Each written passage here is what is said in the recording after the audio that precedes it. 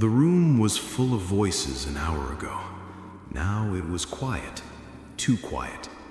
The same hands that once held warm tea were now folded, still. The same face people greeted every day was now covered, carried, and lowered into the earth. And when the last handful of soil dropped, something changed. You could feel it in the air, like the world was moving forward, but one person had been left behind. Everyone walked away, slowly, whispering dua, wiping tears, telling themselves they are at rest now. But were they? What happens when the footsteps fade? What happens when the grave closes and no one can help you? Not your family, not your friends, not your status, not even the words people said about you. A young man stood at the edge of the cemetery, frozen. He had come to bury someone he loved deeply, someone who used to remind him to pray, to be careful with his tongue, to fear Allah quietly without showing off. But lately, the young man had been distracted. Life was fast, money was tight, screens were loud. His heart was tired. As the crowd thinned out, he noticed something.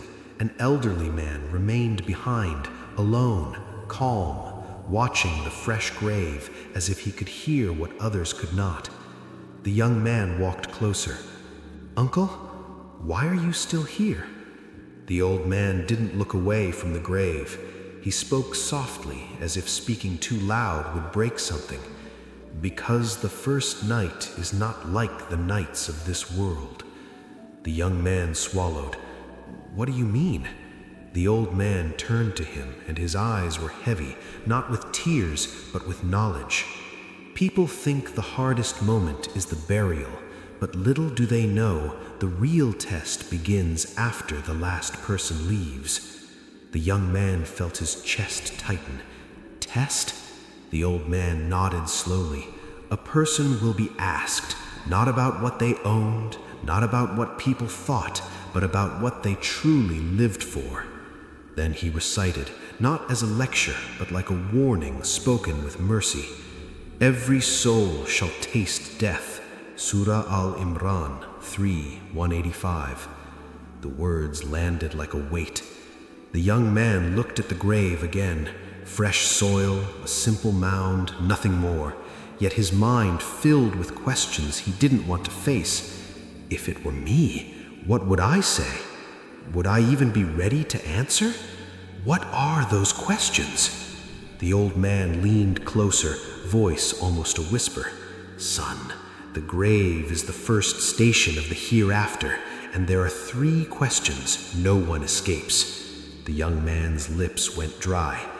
"Tell me." The old man paused, and the wind passed through the cemetery like a reminder. Then he said, "Not here, not with people watching, but if you truly want the truth, meet me after Isha, and come prepared to listen, because what you'll hear will change how you sleep tonight." And as the young man walked away, the grave behind him sat in silence, as if waiting for the night to begin. "No one," the old man replied. "Not your closest family, not your best friend. Even your tears are left behind. This was not the end, it was the beginning." He paused, then continued. 2 angels come. Their presence is firm, serious. There is no room for acting, no chance to pretend. And then the questions begin. The young man's heart raced. What if someone is afraid? What if they forget? The old man sighed. Fear is natural. Even the righteous feared this moment. But the answers do not come from memory alone. They come from how a person lived. The courtyard felt colder now. The young man hugged his jacket tighter. "And those questions?" The old man did not answer immediately. He let the silence grow, as if teaching him something without words. Then he said, "The first question is about who you truly worshipped. Not what you claimed, but who your heart bowed to when no one was watching." The young man lowered his gaze. The second, the old man continued, is about the way you lived, your path, your choices, your obedience, and your excuses. The young man's breathing slowed, heavier now.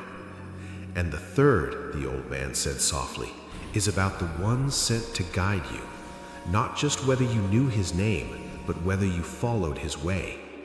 The young man whispered, "And if someone fails?" The old man looked at him with compassion. The grave can either become a place of peace or a place of tightness, but little did they know, this depends on decisions made long before that night. Then he recited quietly, almost to himself, "Allah keeps firm those who believe with the firm word in worldly life and in the hereafter." Surah Ibrahim 14:27. The words lingered. The old man stood up slowly. He said, "Prepare yourself, because knowing the questions is not enough." The young man watched him walk away, realizing something painful and true. This was not a story about the dead. It was a warning for the living. And the first night was closer than anyone thought. The night passed, but the words did not leave him.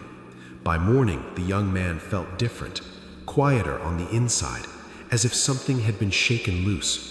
He stood for Fajr longer than usual, his forehead pressed to the ground, his heart heavy but awake. For the first time in years, he did not rush his dua. He whispered, "Ya Allah, don't let me fail when I am alone." Days passed, yet the image of the grave followed him everywhere. At work, on the road, even in laughter, something inside him asked, would this matter in the first night? But change is not easy. There were moments he slipped back, missed prayers, careless words, old habits pulling him like gravity. And each time, fear returned. What if I know the truth, but still don't live it? One evening he returned to the mosque, hoping to see the old man again. He found him sitting in the same place, eyes closed, lips moving in remembrance. "I'm afraid," the young man admitted as he sat beside him. "I know the questions now, but what if I am too weak to answer them when the time comes?" The old man opened his eyes and smiled gently. "That fear," he said, "is not a sign of failure. It is a sign of life in the heart." He leaned closer. "Do you know why some people answer easily in the grave?" The young man shook his head. "Because Allah helps them," the old man replied. "Not because they were perfect, but because they turned back to Him sincerely." Then he recited an ayah, slow and steady, letting it settle like light in the chest. "And whoever puts their trust in Allah, He is sufficient for them." The young man felt his throat tighten. The old man continued, "When a believer lives with remembrance, repentance, and honesty, Allah makes the unseen moments gentle. Even in the grave, Allah does not abandon His servant." He paused, then added, "There is an authentic narration mentioned in Sahih Muslim that when a believer is asked in the grave, Allah allows them to answer with firmness, not by their strength, but by His mercy." Hope stirred for the first time. "So it's not just about fear?" the young man asked. "No," the old man said softly. "It's about preparation. The grave is dark, but faith brings light. The grave is lonely, but Allah sends comfort. The questions are heavy, but Allah gives the answers to those who lived sincerely." The young man looked down, tears forming. "Then there is still time?" The old man nodded. "As long as you breathe." As they stood to leave, the old man said one last thing. "Remember this. People fear the grave because they forget Allah in life, but those who remember Allah in life are not strangers in the grave." The young man walked away under the night sky, heart trembling, but no longer empty. The fear was still there, but now it was joined by hope, and the first night no longer felt completely dark. The young man did not change overnight, but something had shifted, quietly, deeply. He began guarding his prayers, not perfectly, but honestly. When he slipped, he returned faster. When his heart felt hard, he softened it with remembrance.